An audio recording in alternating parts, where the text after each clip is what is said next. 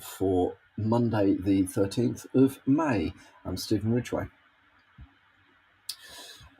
First things first, new version of Chrome is out, or a patch for Chrome is out. There is a 0 day being exploited in the wild. Well, it's not 0 day now because there's a patch available. So yes, anyway, there's a vulnerability being tracked to CVE 2024-4671. Another use after free vulnerability. In this case, it is a vulnerability in Chrome's visuals component. That, by the way, is the part of Chrome which is responsible for rendering and displaying content in the browser. So as everyone's browsers are used to open content, everyone's vulnerable to this. So basically, whatever version or whatever flavor you are using, you are likely to be vulnerable to this. It gets CVSS rating of 8.8, which makes it quite serious. I think the generally accepted concept is if it's 9 or above, it's like fix right now. Well, round it up to 9 and fix it right now. All you've got to do is just restart your browser. So yeah, get on and do that one. So Cybersecurity News is reporting on some research around WordPress vulnerabilities, specifically in this case the vulnerability from last year about within the Lightspeed cache and email subscribers plugins. Now, whilst they are old, the Lightspeed cache plugin CVE 2023 40000, which is a vulnerability in versions older than 5.7.0.1. And the email subscribers SQL injection vulnerability, CVE 2024-2876, affecting versions 5.7.14 and older. There are still a very significant number of websites that are using these versions.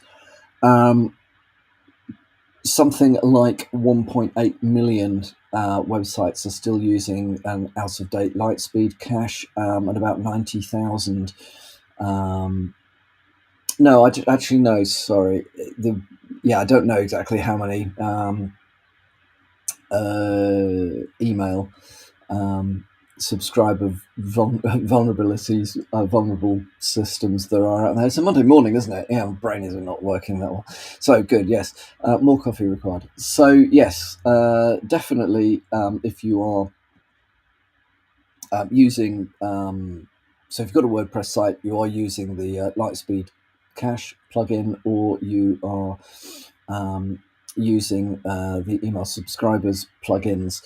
Have a look at the article, do some digging, go and check. So I think this reinforces or adds some support to my argument that you can't just let WordPress and WordPress plugins update themselves and get on with it, because whilst you may think they're doing it, they don't always. And that is a lot of websites to still be vulnerable given the age of these vulnerabilities. So if you are looking after a WordPress site, go and give it a nudge. And on the subject of how quickly should you get on top of these things, well, the answer these days is very quickly. There's an article in GB Hackers that I came across which says that on average, vulnerabilities are being exploited within less than 5 days from being made.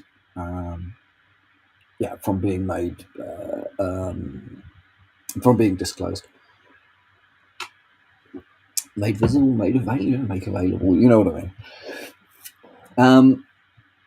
So there's basically there is a push within the dark community. There isn't really a community, but you know what I mean.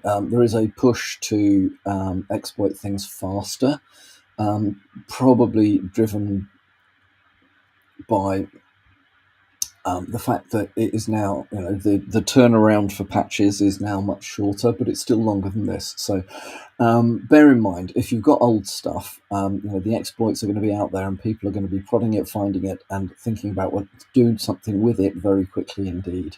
If patches are out, if you spot them on the first day, let's say if you can't get them rolled out within 5 days, you are putting yourself at elevated risk.